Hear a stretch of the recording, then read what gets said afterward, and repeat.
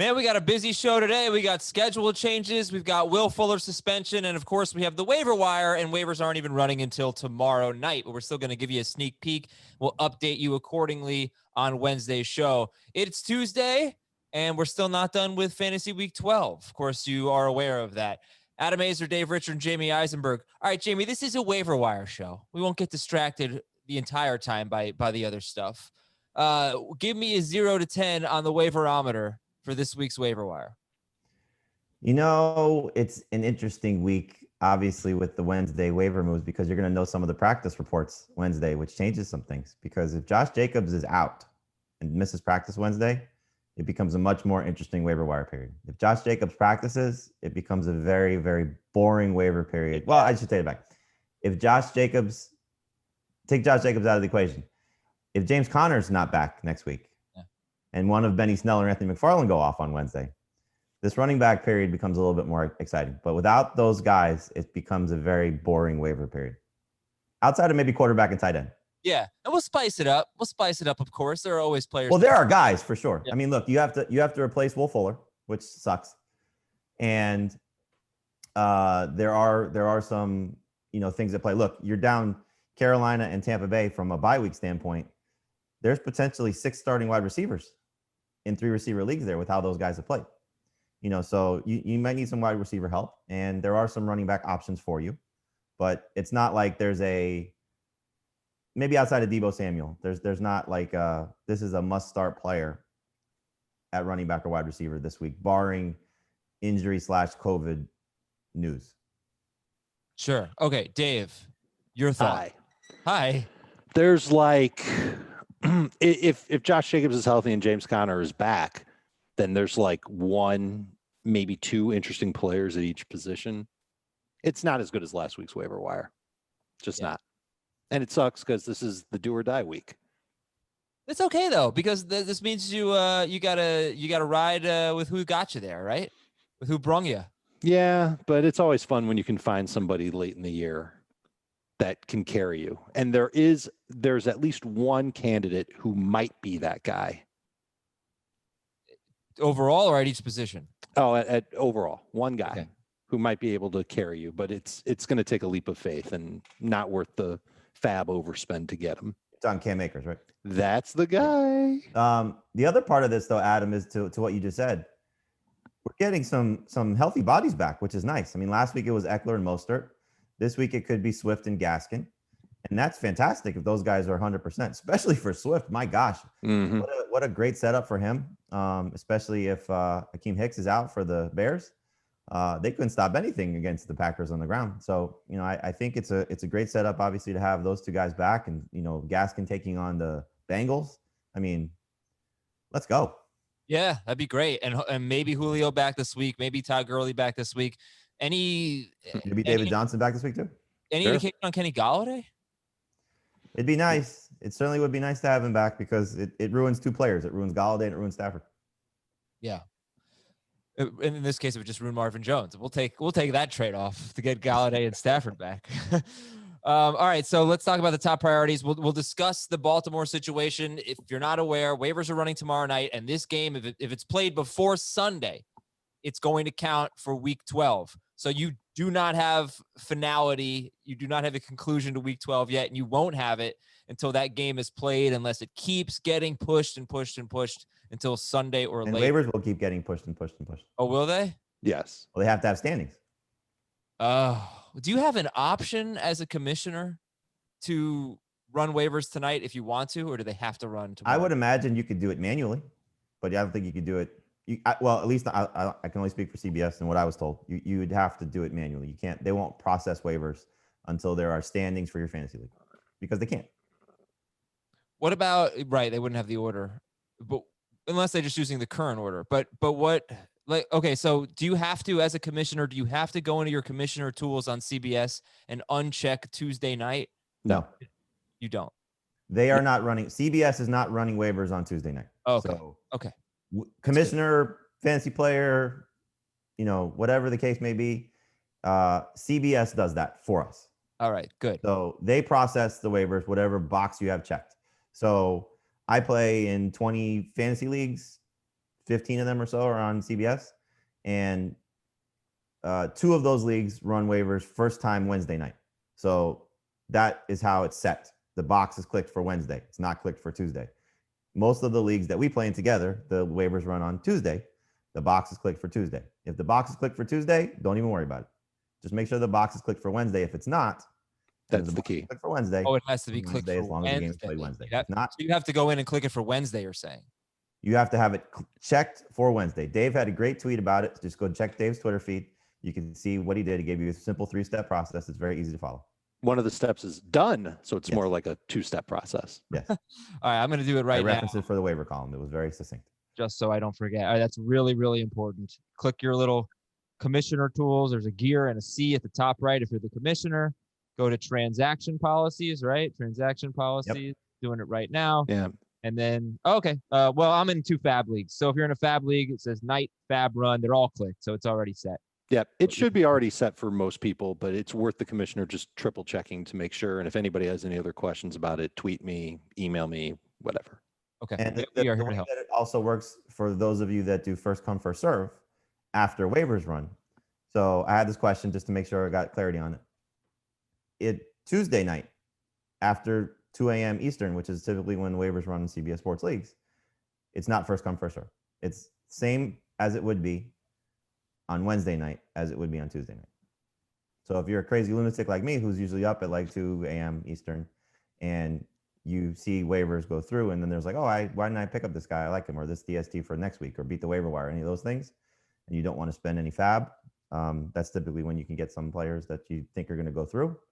You can still do that Wednesday night, but you can't do that Tuesday night. See, you call yourself a crazy lunatic. I think that's just you being dedicated to fantasy, because I'm waking up every morning at like 6 and I'm thinking, oh man, I'm up early, and I go and check my email and the waiver report is in there. And then right after that, Jamie Eisenberg made an ad drop in this league. Jamie Eisenberg made an ad drop in that league. That's a lot of dedication. Jamie's been getting after it for a long, long time, man. That's dedication. It is. Picking up the scraps off the waiver heap. Yeah, it really benefits. I think I'm going to move to California so I can be better at fantasy. Pick up everybody at 2 in the morning. Hawaii. You haven't walked to your mailbox. You're going to go to California? It'll be a much nicer walk, a much better Hawaii. walk. You could just do it before you go to bed. Yeah, you're right. All right. Top waiver wire priorities. And again, we'll come back to the schedule changing. We'll talk a lot about Deshaun Watson and Brandon Cooks at this point. And I'll just say that Randall Cobb is basically a free ad. He's on IR. If you have IR spots, you don't have to drop anyone to pick up Randall Cobb. He's not going to show up in the projections because he's out at least 2 more weeks.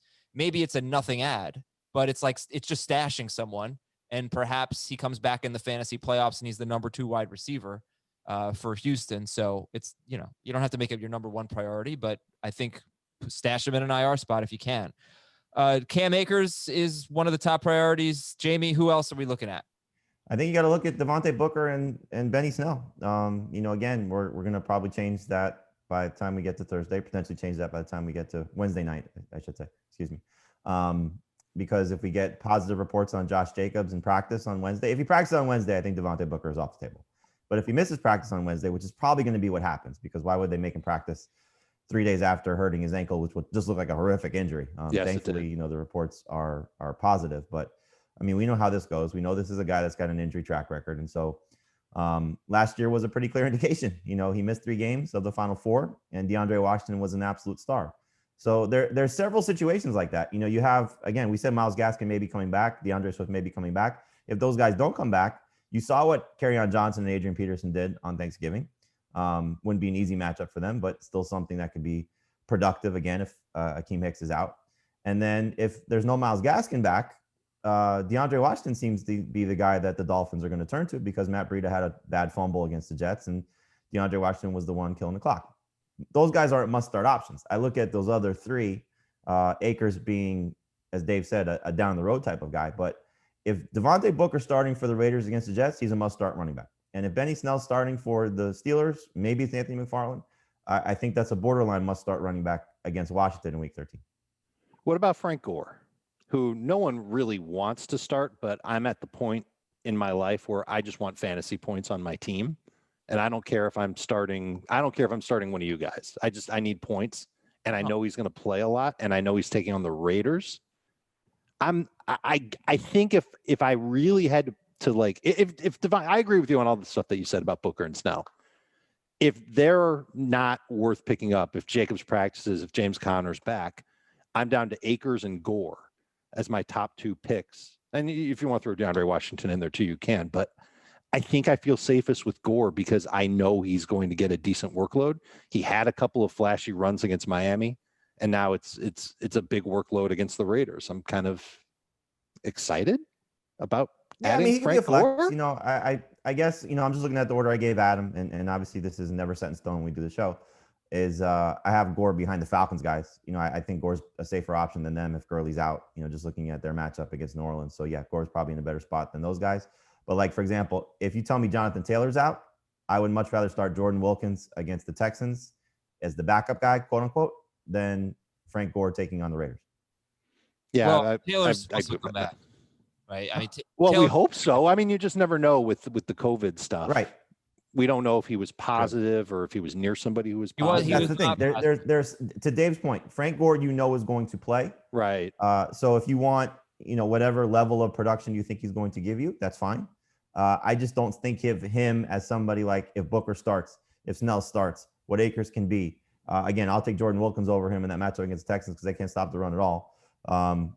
And again, DeAndre Washington, if he's a starter for Miami, I'll take all those guys over Frank Gore as a priority to pick up. But, if you're stuck and you just want to make sure you get, 6 or 7 non-PPR points and maybe 8 to 10 PPR points, sure, you can take Frank Gore. Okay, I was under the impression that Jonathan Taylor has not tested positive. He was a close contact. Okay, his girlfriend good. Then that makes me think he's got a great shot to play. Yeah, I do. I thought I saw that they expect him to play this week, but I will try to confirm that. And then as far as Washington goes, you did mention the fumble, Jamie, but it looked like Matt Breida was getting the bulk of the carries before Breida fumbled. So I get a little nervous about Washington because you don't know how that's going to play out if both Ahmed and Gaskin are still out. We do see sometimes a guy gets Ronald Jones, right? Guy gets benched mid-game for fumbling, comes back and he's a starter the next week. So, you never know how that's going to turn out. Ronald Jones apparently needs 20 touches a game, according to Bruce Arians. That's also I'm sure he's going to get it. Bruce never lies. And Deebo Samuel obviously needs to be part of this discussion. So yes, he does. If you're loaded at running back, you don't need Devontae Booker this week. You don't need, I don't know, who's a better guy to just put on your bench? Oh, no, who's a better guy to have rest of season? Better way to phrase it. Cam Akers or Deebo Samuel? Deebo, and it's not close. I think so too. Though I don't know if I can count on him to have this type of target volume every single game the rest of the season, because once Brandon Ayuk comes back, and if by some miracle George Kittle comes back, that'll bring his numbers down. But he's so fun to watch. And how many catches did he have? 11? Is that right? 11. 6 of the 11, 3 of them were pop passes, literally passes that traveled like a foot. Right. As he had a sweep in front of the quarterback. He had 2 flare routes and 1 screen. So more than half of his receptions and almost half of his targets were behind the line of scrimmage. But if they keep using him that way, he's the type of receiver who makes plays after the catch. He's physical. So it's almost like giving a running back the football. And I think like a semblance of that role can continue when Ayuk's there. And if if Jordan Reed starts to evolve into a bigger part of the offense, I think that's good. But if those guys are out, we're talking about double-digit catches every week. Yeah, I don't even care if Ayuk comes back in terms of what Debo could potentially be. He's not going to be this if Ayuk is there, but they use them so differently. I mean, Ayuk is more of a downfield option. Samuel's more of a, do what you can with the ball in your hands and be a yak guy, so they'll use them the same way I think that they have been using them respectively. We just have not seen it together. We haven't seen it together without George Kittle. And so that's going to be the interesting part of how this whole puzzle fits. I wouldn't worry about Kittle anytime soon because I think week 16 is the earliest he's going to be back. The one concern would be is what happens if Garoppolo comes back. Is he going to change things for the better or maybe change things for the worse, in terms of what those receivers could be? Because Mullins has a more of a YOLO mentality than Garoppolo does, at least seemingly. He'll take more chances. And so I hope that's still good for both these receivers. Well, I'll tell you, Deebo Samuel's he's had this role for a while because his ADOT this year, his average depth of target is 1.7 yards. There it is. It is unbelievable. It makes him extremely efficient. He's catching so many of his let me see what his catch rate is. I bet it's over 77%. And you And brought so this that's up last year, really? Adam. Every time Kittle was out, he was great. Yeah, terrific without Kittle. 77% catch rate. It's not surprising, Dave. They throw it at the line of scrimmage. No, I thought it would be higher. It's last 3 games. I think it's like through the roof. I think it's probably 22 catches on like 25 or 26 targets for Debo. So that's great in PPR. Very Yeah. safe for. He's the All right. safest of all the players that we've talked about so far. I don't know if it even makes sense to have a fab conversation at this point. Does it? I mean, if you need one of these players, you're spending whatever you have to spend if your playoffs are on the line. Yeah. Okay. But don't you need to save some of your fab for the playoffs too? I mean, you gotta get obviously, it. It yeah, depends. right. So like if you're, If you're in 6 the and playoffs, 6, you're not spending a lot unless you want to get Deebo Samuel or one of that's these the running way backs. that's the way to put it. Yeah. Okay, You're but 6 and let's 6. It's time to unload. just real quick. We'll get into it a little bit more. We'll expand, but give me the quarterbacks and the tight ends you want to pick up this week. Well, Fitzpatrick is number one by far, if he's the starter. That's the part of this that's a little tricky. Again, this is where the Wednesday waiver wire scenario comes into play, because if Tua's practicing, then you're not going to go after Fitzpatrick. But if Tua's out, and if I'm Miami, I'd probably say, Tua, make sure your thumb is right, and we'll get you back in a couple weeks. It'd be great to have Fitzpatrick against the Bengals, so he would be number one. And then 2 through 4 is interesting because they're all not trustworthy, but all in some pretty good spots. You got Trubisky, who his last 4 games against the Lions, 29, 24, 29, 41 fantasy points. Wow. Detroit stinks. He's coming off a strong game fantasy-wise. But again, is Nick Foles playing or is he not playing? Matt Nagy sort of said, why not? I believe was his answer when he asked if Trubisky's going to be the starter. That sounds like a guy that's ready to get fired. I don't see why not. I thought is what he said. Okay, yeah, you're right. But I liked your answer better, Jamie. Why not? you have What the hell, guys? You have Trubisky. You got Baker, who's got a good matchup against the Titans. I think that's going to be a sneaky high-scoring game. This is a fun stat. I know you like this stuff, Adam. So they've had all but one quarterback attempt at least 29 passes against them. Can you name the one? This is who? Which team? The Titans. No, Ben Roethlisberger. No. I don't know. Roethlisberger threw a ton. Ben threw a lot against them. Yeah. All right, I'll give you What's it'll the be number? a multiple choice. Was it A, Kirk Cousins, B, Lamar Jackson, C, none of the above? B. I was going to say Jackson. Kirk Cousins, 27 pass attempts Okay. against the Tennessee Titans. Lamar Jackson was 29. So Baker, his last 2 games with over 28 pass attempts, Hey, been 22 or more fantasy points. just got to check the weather. That's all. You did check the weather. Make sure they have horrible weather. But you got Trubisky, Baker, and Phillip Rivers, who the Texans, I didn't realize this because I think we typically think of them as a bad pass defense. No, They haven't allowed multiple passing touchdowns to a quarterback since week 7. But Well, they've given up 3 of the last 4, 295 passing yards or more. But Oh, Bradley Roby, yeah, Yeah, I don't think that really matters. I mean, he I was think out it 2 does. games ago, too. Yeah. Okay. But the yards are important though. 3 games ago, excuse me. Touchdowns, I guess, could come and go. But yeah, they have a bad defense. Let's Yeah, I face- mean, look, I don't know. This is a game where, especially if Jonathan Taylor plays, the Colts, I think, go back to ground and pound and just run all over the Texans because they can't stop the run. Right. So that's the concern with Rivers because he's been a mess. But he does have 21 or more fantasy points in 4 of his last 6, and 2 in a row. So and they're the all tight kind of end. in that boat of if you're like you're replacing Brady this week if you need a bye week option, if you're still trying to manage the Drew Brees scenario, if you don't trust Jared Goff or Carson Wentz or any of those guys you've been starting, which I certainly can understand that. These are all guys that are in play. Well, how about if you don't trust Kyler Murray or Russell Wilson or Josh Allen right now? Not benching those guys for these. Yeah. Okay. So what about tight end, Dave? Unless you tell me Kyler shoulder is shot. I did not like his answer when he was asked about his shoulder. It was very evasive, and I mean, if you watch the game, it kind of told you. I didn't see enough of it to comment. Didn't run a ton, and he He's not didn't running throw downfield a ton. Yeah. So it's almost like they've regressed to a worse spot where they were earlier in the season. Because earlier in the year, they weren't really challenging downfield that much either, but at least Kyler was running.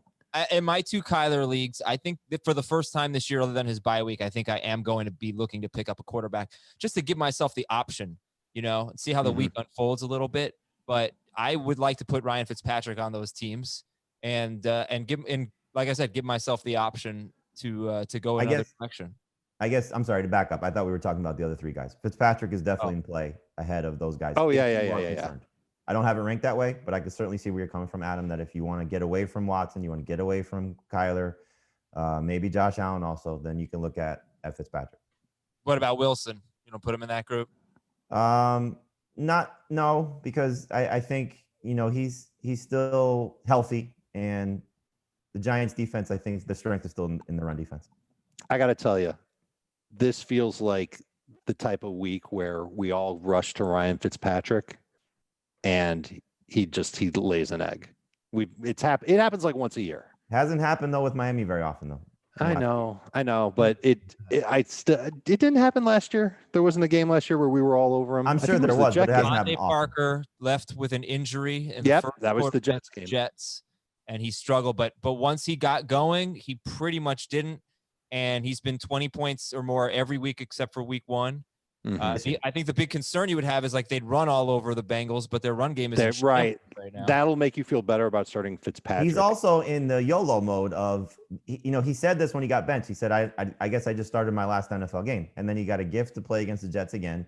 I'm sure he's looking at this as, and I was listening to an interview with a local sports writer, not a guy that covers the team, but a local sports writer that was talking about, he was watching a conversation between Fitzpatrick and Tua on the sidelines, I guess 2 weeks ago, and was saying like, Fitzpatrick's trying to show Tua the way he plays.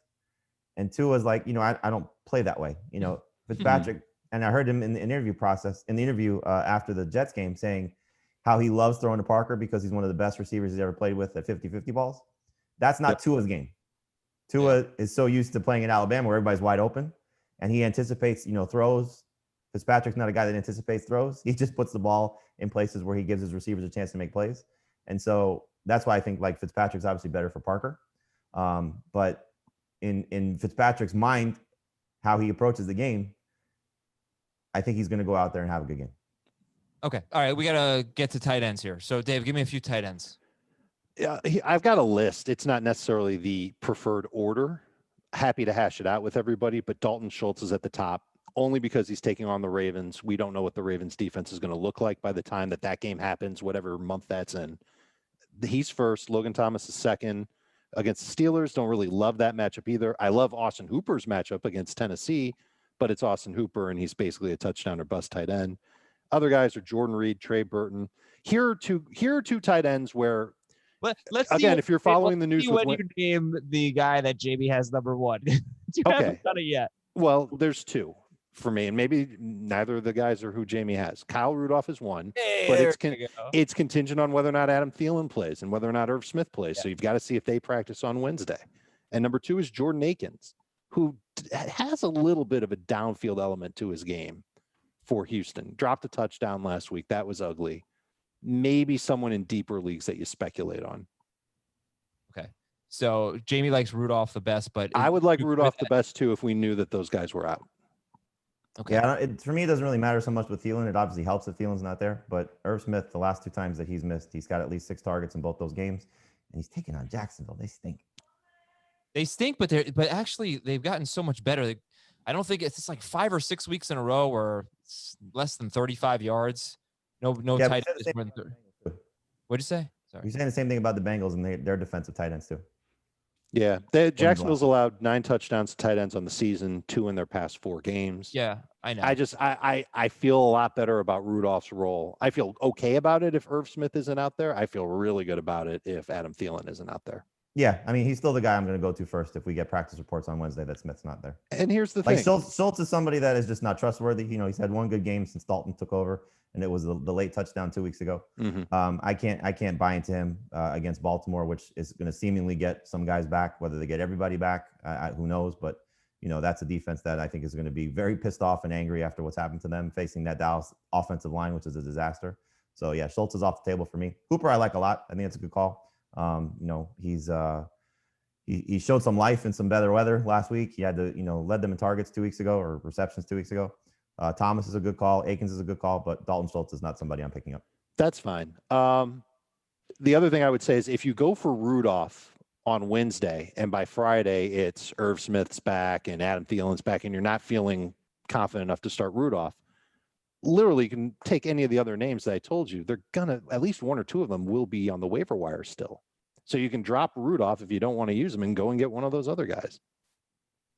There are so many traps at tight end. I mean, it's just these guys. It's not good. There are cases to be made for all of them, cases to be made against them. Jordan Reed looks like he has a really good matchup. I don't think Milano is coming back this week. But Buffalo hasn't allowed a touchdown to a tight end in their past 5 games, but they've seen a lot of bad tight ends. Yeah, they still give up the 8th most fantasy points to tight ends. Maybe Jordan he's 10 points in a PPR. 18 yards last week. I don't know. It's tight ends. I hope you have a good one. Maybe Robert Tunyon's available. He's coming on strong. Maybe Zach Ertz is available. Mike Gesicki, he's 73% owned. Maybe he's available. That'd be really nice. It's kind of contingent though on Fitzpatrick. Yeah, and I'm expecting Fitzpatrick right now, but it's the same thing. The Bengals and the Jaguars, they both stink against tight ends, but they're both getting better, giving up fewer yards, except last week, Evan Ingram had 129 yards against the Bengals, whereas Austin Hooper had just 2 targets, 13 yards, scored a touchdown at Jacksonville. Okay, guys, a lot to get to. We got to talk about this Ravens situation. By the way, Gus Edwards, if you picked him up last week, that seemed like it was literally a week ago. Yeah. J.K. Dobbins and Mark Ingram are both eligible to play on Wednesday. So that's weird. But Dave, it's been a stressful week.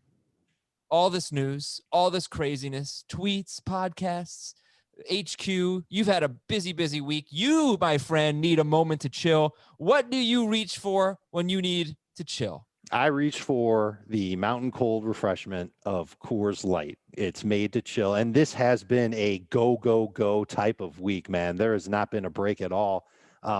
A friend of the podcast tweeted me and said, man, covering the NFL, it feels like it's a full-time job this week. I'm like, you don't say. It's really how it kind of goes every week during the football season. It's kind of what I've been doing for the last 15 years. So when I did get a break this week, of course, I hit my patio and popped open an ice cold Coors Light. It was delicious. It was clean. I didn't have that gross aftertaste that I've had when I've drafted.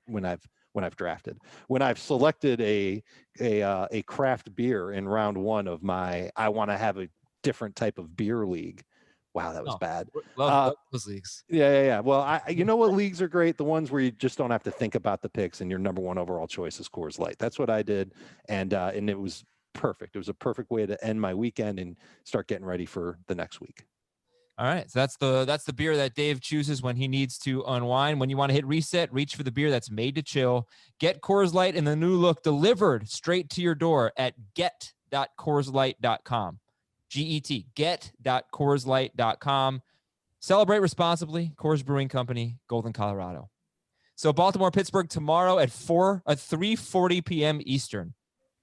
Wednesday afternoon's a great day. Mark Ingram, J.K. Dobbins are going to be eligible. So, yeah, like who are you going to start? Dobbins coming off that exciting game. If, like, let's say you picked up Edwards or you have Benny Snell or something like that, and you also have J.K. Dobbins. I guess who's the best running back in this game now? There's a league where I've got Edwards and Dobbins. I'm going to have to start one of them. What do you do? I think I might pivot to Dobbins because they need playmakers, the Ravens, on offense. They're missing their biggest one. Yeah, it feels like a long time ago, but last Sunday night, we were talking about how this might have been J.K. Dobbins' launching point. They seem to have given him the role. 2 Sunday nights. Well, right, 9 days ago, right? Okay, Pittsburgh, Washington in Week 13 is now Monday at 5 p.m., and Baltimore, Dallas is now Tuesday at 8 p.m. next week. And this allows Lamar Jackson to get back in time for that game. Their COVID list, I mean, their front 7, Calais Campbell, Brandon Williams, Pernell McPhee, Matt Judon, all on the COVID list. So they could be a much, much different defense. And to be honest with you, I don't know who's eligible to come back tomorrow other than Dobbins and... That's the only one that's been reported. Okay. Yeah, well, they've got such key pieces on defense. I hope they can get healthy and at least give us a good game. I know Jackson won't be there, but it's been an emotional roller coaster for the Ravens. It's been an emotional roller coaster the last 3 weeks in the same fantasy league for young Ben Schrager, Shraggy B, Swagger Schrager Jagger. I don't know if I get all the nicknames. Oh, I should just stop now. Okay, yeah, Ben, what is going on in your home league? Yeah, DeAndre Hopkins, miracle, touchdown, I win, 2 points. Travis Kelce scores a touchdown last week. Carr throws an interception, I win by 1 point. Last night, I'm up by 2.5 points with the Seahawks defense, and I lose on what was that? Richard Rodgers miracle catch that meant nothing? Yeah, it's been a rough week, but the previous 2 weeks were pretty nice to me. That is wild, man. For the Hail Mary, the interception by Derek Carr in desperation mode, and then the touchdown by Richard Rodgers to decide your league, all by 2 or fewer points 3 weeks in a row. That's why fantasy football is fun, ladies and gentlemen. And Twitch is also fun. Join us tonight, 8 p.m. Eastern, for some waiver wire talk.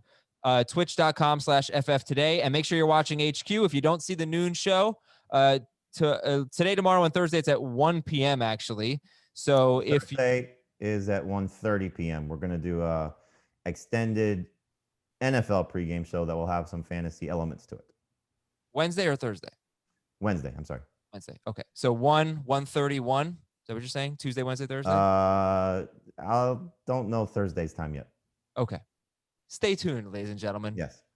You can follow Jamie on Twitter. He'll let you know. And you can watch it on demand if you miss it on the CBS Sports app on OTT devices.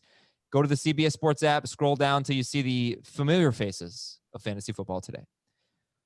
All right, so finally, let's talk about Will Fuller here. He's been suspended for 6 games for violating the PED policy.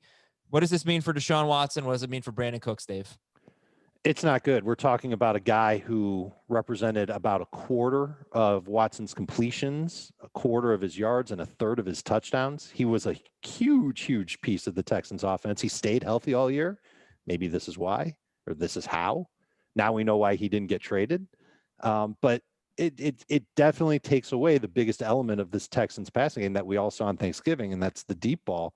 Defenses can defend them a lot differently now. I'm not quite sure Brandon Cooks can do that type of thing. He's been very good as a mid-range type of receiver. So he's taken advantage of Fuller taking the top off of opposing defenses. I'm almost certain that we're going to see defenses play them a heck of a lot differently now. It's going to make it harder on Deshaun Watson for sure. And, there's going to be interesting Kiki QT off the waiver wire, and Cobb is a great call at him, and Isaiah Coulter is another name that people might keep in mind, but it's just not going to be the same type of offense without Fuller there. I wonder if they bring back Kenny Stills. I mean, they just let him go. I don't know if that even would change a lot. I don't think that would that doesn't breathe enough life back into Deshaun Watson. Oh, no. I mean, you think of him as a top 3 quarterback. Where is he? Like rest of season, he's what? Top 12. Watson? Yeah. He's still top 10 for me. I mean, I think you'll see him do enough with his legs. He's going to go from a 27 to 30 type of guy to a 20 to 24 type of guy. So schedule gets tougher. We'll see if DeForest Buckner plays. That's a big piece for that Colts defense who he's got this week. And Autry and, as well. So we saw what Ryan Tannehill was able to do. Watson's going to have to make plays with his legs. He's going to have to get more out of Brandon Cooks, more out of Akins, more out of QT. I'm sure they'll have to involve their running backs a little bit more. They got creative with the play to Duke Johnson, maybe they do something similar like that. But, he's still a running quarterback that has enough potential with his limited receiving core to still be a starting fantasy quarterback in most leagues. Well, look, he is playing so unbelievably well. I want to give you some context here. Will Fuller, by the way, on a per game basis, is the number 6 wide receiver in non-PPR, number 10 in PPR. Per game. I'm sorry. Yeah, per game. He has 879 yards and 8 touchdowns on 75 targets. Brandon Cooks, for the year, Brandon Cooks is the number 39 wide receiver on a per game basis. But since in his last 7 games, when he really got going, he's top 12. He has been terrific and on pace for 96 yards, over 96 catches, over 1,300 yards, 7 touchdowns in his last 7 games. So Cooks has been great. Fuller, both of them top 12 wide receivers over that 7-game stretch. Watson, slow start. First 3 weeks, slow start. Since week 4, here are your QB leaders in terms of 6 point per passing touchdown leagues and their fantasy points. Mahomes is 1, 238. Watson 237, Herbert 234, Murray 234, Rodgers 227, Brady 225.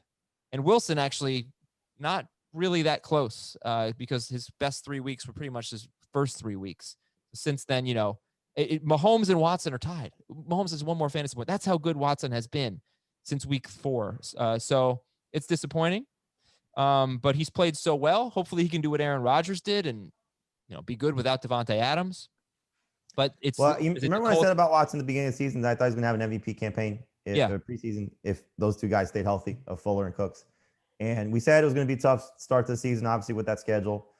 He's been amazing. It's a shame that the Texans are where they are because he would be in the MVP conversation if they were a playoff caliber team.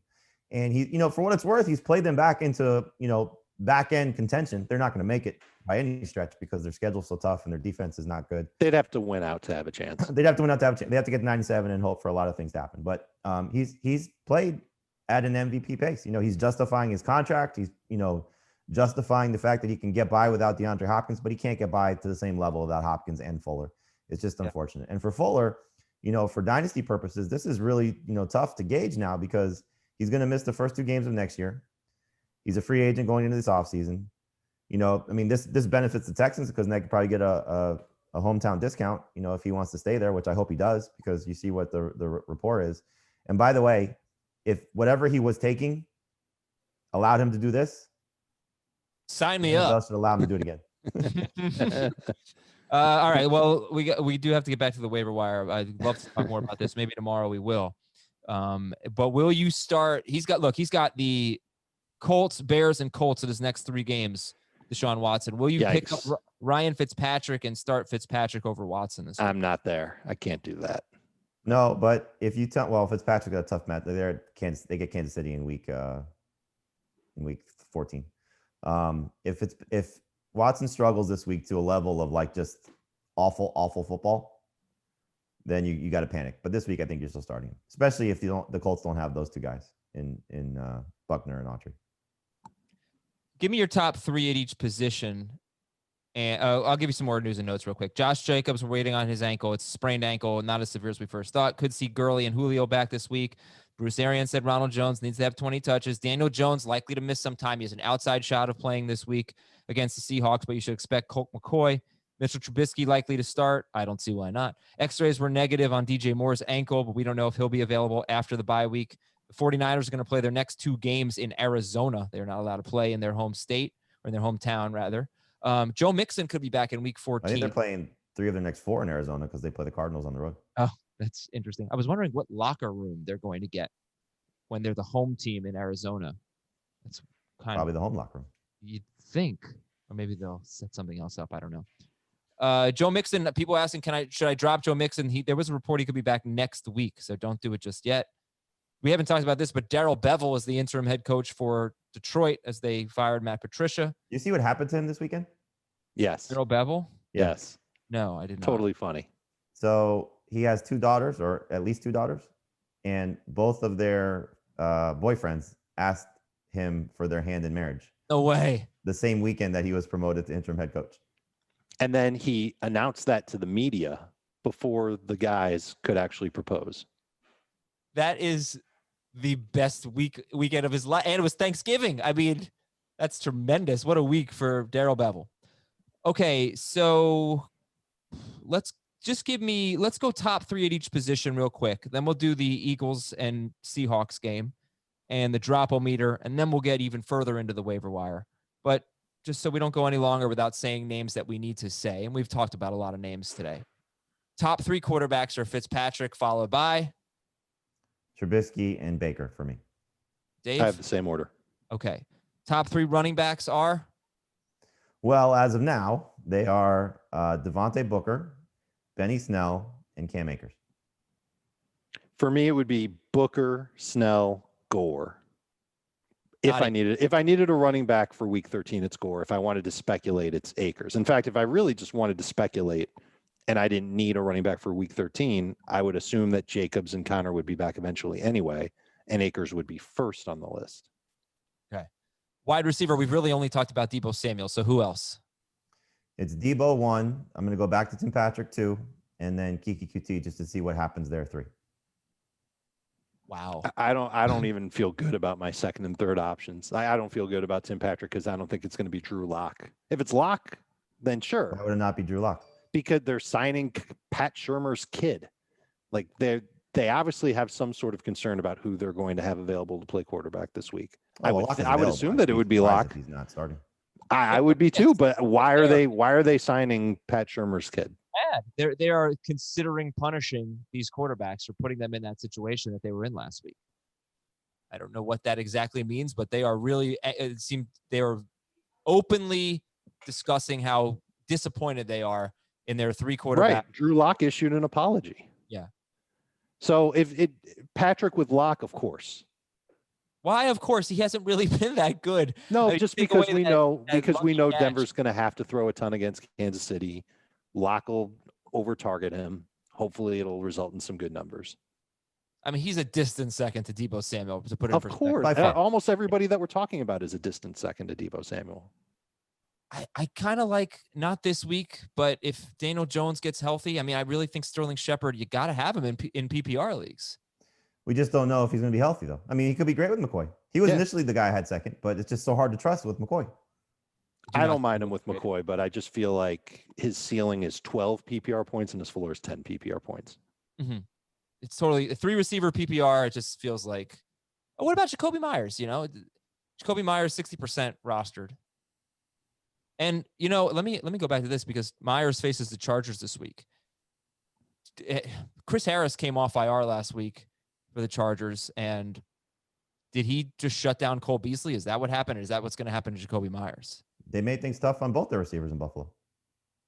Sure did, unless Beasley was throwing a touchdown pass. Yeah, so maybe it's a bad matchup for Myers. I don't know if he's going to see. They also got a hell of a game out of Bosa that affected Josh Allen. All right. Well, look, wide receiver's tough. Wide receiver's tough this week. Hopefully, maybe there's Corey Davis available or something like that. That's the thing. There's guys in that range that are like Lazard just misses the cut. If he's available, I mean, he looks great against the Bears. Top 3 tight ends. He's got the Eagles now. Right. There you go. Top 3 tight ends. Kyle Rudolph for me would be 1. Austin Hooper would be 2. And number 3 would be Logan Thomas. I would start the week with Rudolph as your number 1 guy. Thomas would be second for me. Hooper would be third. I am off Schultz would be behind those guys. I'm not going to say that he's off the table for me, but the offensive line is an obvious issue for Dallas that you got to figure out. If you have Evan Ingram, are you pivoting to a waiver wire guy? No, because I think that's one guy Colt McCoy will definitely lean on. Okay. And DSTs. Let's get some DSTs. Yeah, another crappy position for this week because a lot of the good ones are already picked up. But the Bears against the Lions, I mean, we've seen what this Detroit offense looks like without Golladay there. The Raiders against the Jets because it's the Jets, and the Vikings against the Jaguars because it's the Jaguars. I got the Chiefs in there too, just because of the Broncos quarterback situation. The Chiefs are too unavailable. They're like 68-ish or something, so they just missed the cut. But where would they rank? I was going to be my question. They're top 10. Mm-hmm. Would they rank ahead of Chicago and Las Vegas, Minnesota? Over Chicago, yes. Raiders, no. Yeah. Actually, I think I have the Bears ahead of the Raiders too. But here's the thing, guys. Like, we don't know who's calling plays for the Jets, so we don't have that competitive advantage. What an idiot. And the kickers? Who are the kickers? Can you imagine they're considering keeping that guy? They're not. They're not. You say that, but that's not what the NFL circles are saying. There's no way. We will. If I'm Trevor Lawrence, anything. I'm staying in school, or I'm forcing my way out of there. I'll bet anything. I'm with you, but it's just weird to hear. I mean, Joe Douglas likes him. They're buddies. Then fire him too. He's been good. They haven't won a game. How many games have they even been competitive in? Joe Douglas has made some great moves. I agree, but if one of his next great moves is let's stick with Adam Gase, then I question. Yeah, this is where friendship has to end. Right. Okay. They can still be friends. I don't care. What is more likely? Steelers go 16-0 or Jets go 0-16? Jets go 0-16. Oh, easy, Jets. Steelers have a pretty easy schedule. Listen, I think both could happen. I don't see maybe at New England. Maybe Las Vegas up at some point. No. I'm talking about the Jets. Maybe Las Vegas. This might be their best chance. This is absolutely their last best chance. It's kind of why I'm a little queasy about the Jets the Raiders DST. Yeah. Steelers don't have. And plus, they stink. The Steelers have the Ravens, but I think they should beat them given the circumstances. Washington on a short week, but should win. At Buffalo could be tough. At Cincinnati, Indianapolis, at Cleveland. All right, the Steelers could trip up. All right, sorry guys, got distracted. Kickers, Jamie. Again, not another list where there's a lot of great options out there, but Nick Folk against the Chargers, Matt Gay against the Cardinals, and Greg Zuerlein against the Ravens. Cool. We'll take a break on fantasy football today. We'll come right back, recap last night's game, dig deeper into the waiver wire. Seattle 23 and Philadelphia 17. This is a game that has a lot to unpack, I think, from a fantasy standpoint here. Okay, so I'm going to fire away with a bunch of questions. One, are you concerned about Chris Carson's workload? Go. Yes. No. Carson played 37% of the snaps. Carlos Hyde played 61% of the snaps. Hyde was in there quite a bit early on. I am checking the fourth quarter game log just to get an exact idea of how many touches those guys had. Hyde had 7 carries for 4 yards in the fourth quarter, and Carson had 1. So I think they were just splitting a little bit too much for my liking earlier in the game. And it ended up with Hyde just closing out the game. Those are carries I would have preferred Carson to get. First game back from an extended absence for a guy with a foot injury that's got an injury track record. They were well ahead in this game. They were giving Hyde the chance to close out the game. I am not concerned at all about Chris Carson. The injury thing is valid, but even when it was a tight game, I mean, there was a lot of Carlos Hyde. Mm-hmm. Yeah. Early on, it was a little discouraging. And then you watched how Chris Carson ran compared to what Carlos Hyde ran. Yeah, that's true. And I think it's just a matter of, they get to next week and it's Chris Carson's backfield again. I'm not concerned at all. He's a top 10 running back for me once again this week. But they've got a matchup against the Giants, and it's not an easy matchup to begin with. And I doubt that the Giants with Colt McCoy are going to put up a lot of points against the Seahawks. We could see something similar play out next week. They might be saving Carson for when they really, really need him. And that's when they unleash him. Yeah, they got to win the division and get, some semblance of a. I get it, but a first round bye. I get it. All right. It's cool. I got more for you here. Miles Sanders. How concerned are you about Miles Sanders? More concerned about him. I mean, this offensive line stinks. This offense stinks. This is a telling week because the Packers are terrible against the run. They made David Montgomery look like a star last week again. So I'm still starting Miles Sanders, but he's not a top 10 running back for me. He's in the top 15. And if you tell me Jonathan Taylor's out, I'm going to start Nyheim Hines over Miles Sanders this week. If I told you Josh Jacobs were out, would you start Devontae Booker over Miles Sanders? I would start Devontae Booker over him if you tell me Josh Jacobs is out. Okay. If they don't use Miles Sanders properly against the Packers, then fire everyone. Okay. Like Carson Wentz. Seems like Doug Peterson's trying to get fired. It's ridiculous. Like Carson Wentz, they cannot throw the ball. So stop throwing the ball. It's like a little bit of an idea for you. He got into a little bit of a rhythm at the end of the first half and the beginning of the third quarter, but it just was awful. Everything else around that. And his decision at the end of the game, why Peterson didn't kick a field goal at that point when it was 4th and 4. And then Wentz, I don't know what he was thinking, that throw to Dallas Goddard in the middle of the field. Yeah. Oh, yeah. Tyler Lockett, 3 catches for 23 yards on 4 targets. He now has 67 or fewer yards in 7 of his last 8 games. Of course, the outlier was 200 yards and 3 touchdowns. Is Tyler Lockett still a must start? I wish the Seahawks actually moved to Arizona because anytime the Cardinals are involved, Tyler Lockett is a star. Yeah. Well, I guess that's just when DK Metcalf isn't destroying everyone. Right. So maybe Bradbury against Metcalf. Russell goes to him a little bit. I mean, I'm still starting Tyler Lockett. Yeah, there's too much upside to ignore. You know what he's capable of doing when he gets the opportunity to do it. And last question. Can Darius Slay cover DK Metcalf one-on-one? Well, what's your definition of cover?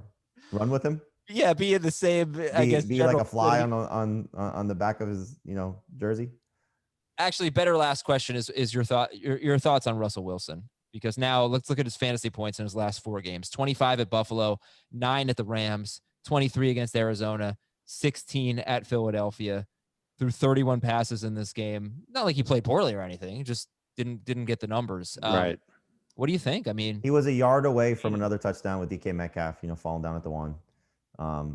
I'm still starting Russell Wilson. He's a top 3 quarterback for me this week against the Giants. I'd rather have him than Deshaun Watson. Yes. Okay.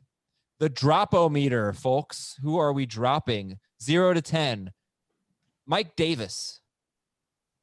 0. You can't drop him. You don't know what's going to for sure happen with McCaffrey starting in week 14. Christian Kirk. 6. 3. Mike Williams. 0. 5. JD McKissick. 0. PPR. And a non-PPR. Okay. Cam Newton. At the Chargers this week. I would say he's like a 7 on the Dropometer. What'd you say, Jamie, for Cam? 2. Zach, you guys are not on the same page today. All right, that's good. Zach Moss, Devin Singletary. 0. Just to have the bench depth. 3 for both. Okay. Jamison Crowder. 8 in non-PPR, 3.5 in PPR. This is such a. I mean, he's gotta play well this week. The Raiders are so bad. It's almost like Darnold saw what Flacco did and was like, "Oh, I want to do that too," and he threw a little bit longer to Mims and Perriman. I mean, Darnold's got to put things on tape for himself at this point because he's not going to be with the Jets next year. So he's probably trying to show teams he can throw downfield. Whichever. Maybe I need to make sure I say this because I'm going to forget. Maybe Rashad Perriman should be the number 2 wide receiver on waivers. I have him on the list. It's just a matter of, can you trust him? Is he better than Mims? They both have the same targets last week. Yeah, I think he's better than Mims. I kind of like what I saw from Mims. I've liked what I've seen from both these guys, but I might trust Mims a little more because he's not just I feel like Perriman is very much a deep ball guy, and Mims can do that, but he's also proving himself on crossing routes and mid-range stuff, and I think that's better for Darnold. Okay. So I'm sorry, Jamison Crowder, 0 to 10, Dropometer. I'm going to give him one more week. Darius Slayton. 8. That's like a 5 in non-PPR and a 6 in PPR. Sterling Shepard. 0. Adam. Yeah, 0 in PPR. Colt McCoy. 0. No, it's a Dropometer, 10. No, I mean, it's Colt McCoy for Sterling Shepard, Jonnu Smith. We just don't know how long that's going to be. Yeah. Jonnu Smith. Oh, it's discouraging. He played a lot and he didn't even see a target. He's definitely droppable. You've got to put him in at least like 7. I'll give him another week. Last one. A combo. Would you give him another week in your starting lineup, though? Yeah, I mean, the only guy I would start over him if he's the starter is Rudolph. Okay. T. Higgins and Tyler Boyd. 0. 0. Oh, I'm sorry. I didn't realize they had such great games that were so inspired. Well, again, I want to see one more week what happens. Okay. All right, then. Waiver wire. Put it this way. If you see Tyler Boyd and T. Higgins on the waiver wire and you can't get Deebo Samuel, those guys are better than everybody else that we talked about. Yeah, right. That's true. Tyler Boyd or a Jet? Probably Boyd, but that's a bad team. Boy, they're awful. Boyd did have an end zone target late in the game, drew a bad pass interference call, but at least he had that. Good for him. Quarterbacks. I mean, it's not like he was bad. He qualified his target. Oh, yeah. We've given you the scoop on the skinny on the quarterbacks, but we didn't mention Ryan Tannehill and Kirk Cousins.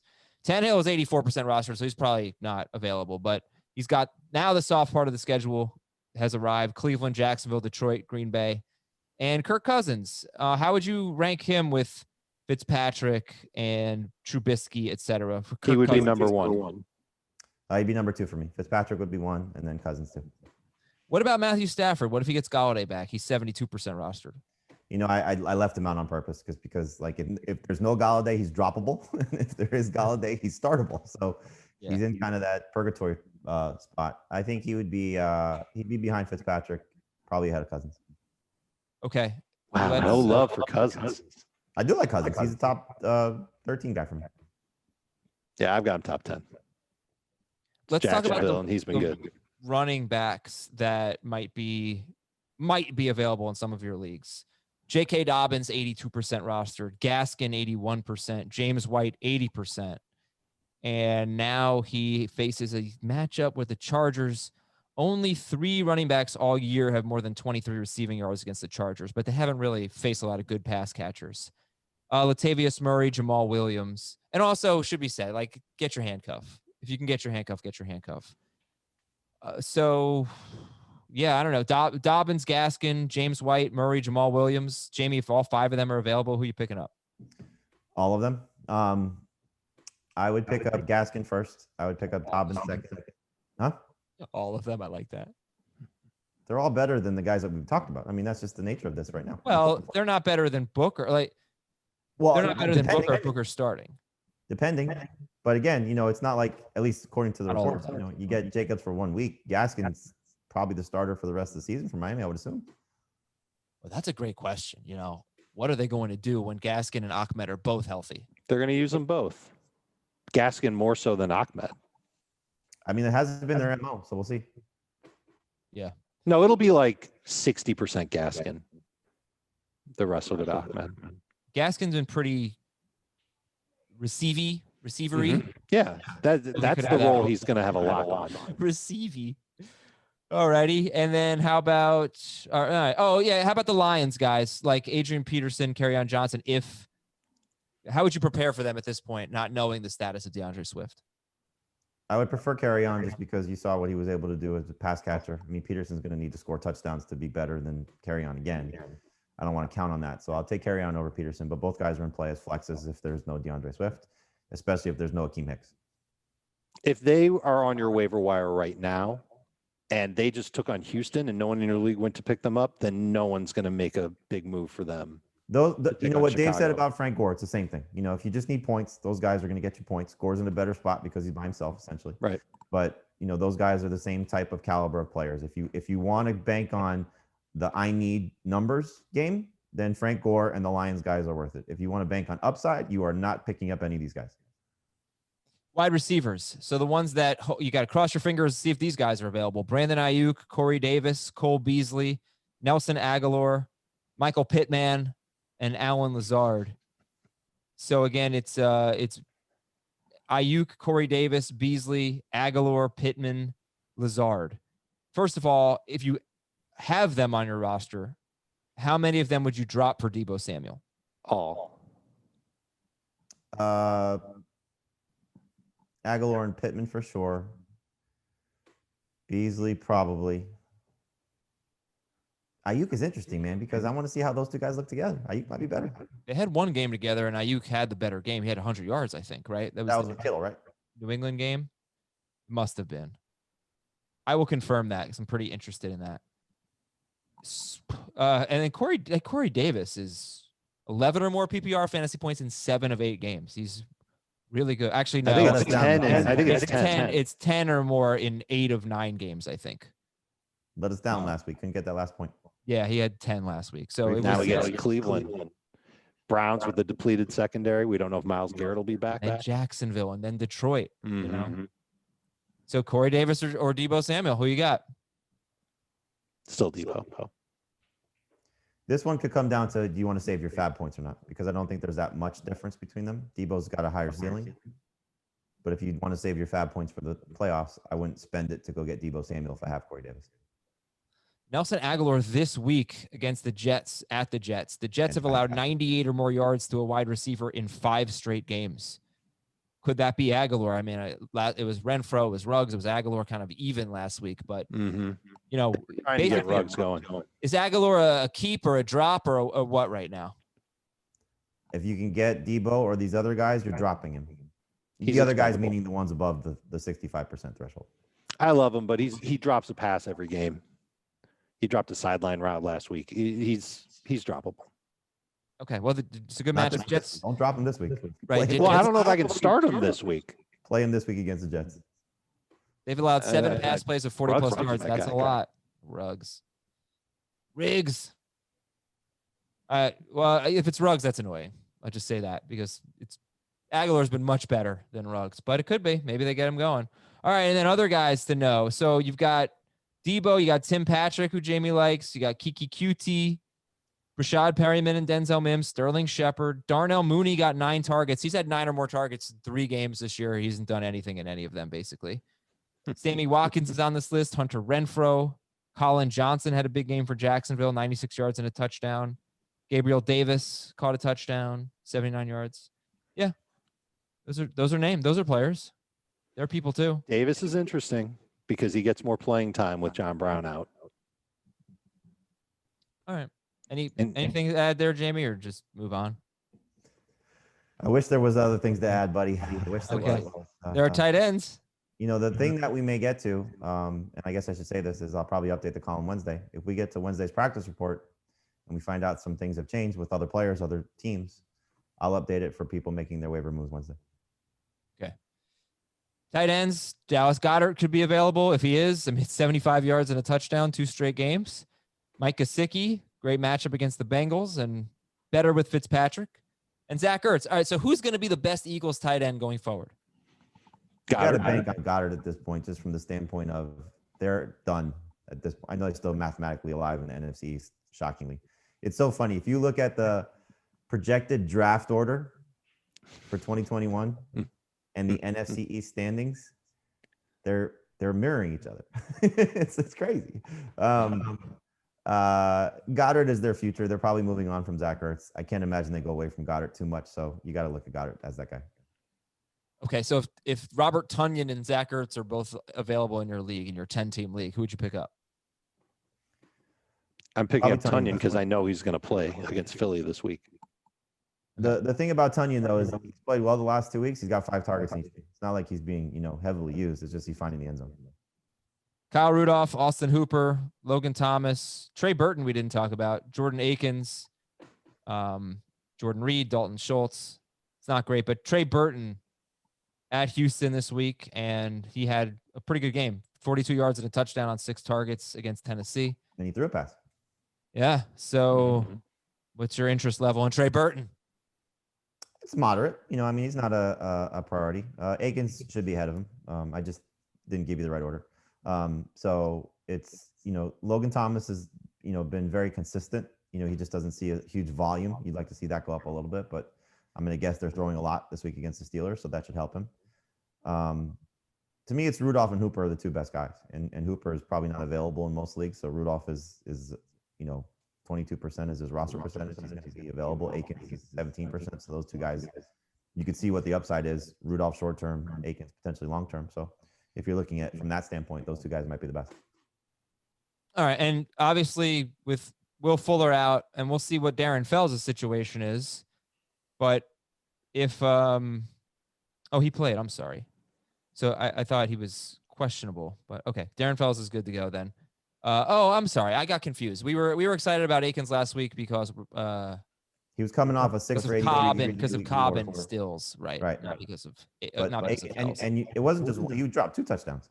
Yeah, he dropped 2 touchdowns, Akins. So let's keep that in mind. This is a tough matchup this week against Indy. That's the only problem with them. Yeah. DSTs, the Bears, the Raiders, the Vikings, the Chiefs, if they're available. They're 69% owned. We're looking at them and Nick Folk, Matt Gay, and Greg Zuerlein. And that is it for today's show. We had a lot to talk about. Thanks for sticking around. We appreciate it. We got you tomorrow before the Wednesday afternoon game. That's weird. And we will get into some starts and sits for the week. And, of course, preview all the games on Thursday and Friday. For Dave and Jamie and Ben, I'm Adam. Thanks for listening. Talk to you tomorrow. Want more of the Fantasy Football Today podcast and nonstop year-round fantasy advice? It's simple. Hit the subscribe button and hang with us all throughout the year.